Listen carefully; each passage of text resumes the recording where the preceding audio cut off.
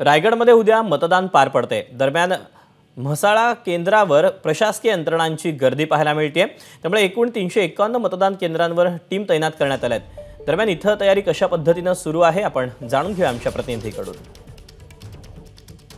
तिसऱ्या टप्प्यातलं मतदान उद्या पार पडतंय। याच्यामध्ये रायगड लोकसभेचा देखील समावेश आहे। महाराष्ट्रात एकूण 11 जिल्हे याच्यामध्ये समाविष्ट केलेले आहेत आणि त्याच्यामध्ये रायगड जिल्ह्याचं देखील उद्या मतदान पार पडतंय। येत्या 7 मेला हे मतदान पार पडतंय, त्यामुळे या मतदानाकडे काही तासच शिल्लक राहिलेले आहेत।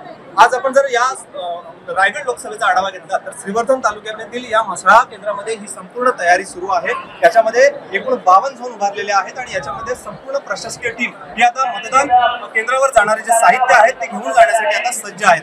त्यामुळे आता या संपूर्ण मतदाराकडे संपूर्ण रायगड जिल्ह्यातील मतदारांचं लक्ष लागून राहिलेलं आहे। आणि जर आपण संपूर्ण हे जे दृश्याच्या माध्यमातून चित्र बघितलं, संपूर्ण ही प्रशासकीय टीम आहे ती आता आपापल्या मतदार केंद्रावर जाण्यासाठी सज्ज आहे। मतदार केंद्रावर जाणारे जे साहित्य आहे त्यांचं देखील पूर्णतः वाटप झालेलं आहे। त्यामुळे अवघ्या काही तासांमध्येच किंवा काही तासच आता या मतदानाकडे शिल्लक राहिलेले आहेत। संपूर्ण रायगड जिल्ह्याचा जर आढावा घेतला तर जवळजवळ 4.5 ते 5 लाख मतदार हे आपला मतदानाचा हक्क बजावणार आहेत आणि त्यामुळे आता येणाऱ्या काही तासांमध्येच हे मतदान पूर्ण होणार आहे आणि या मतदानाकडे संपूर्ण रायगड जिल्ह्याचं कसं लक्ष आहे ते आता पाहणंच औत्सुक्याचं ठरेल।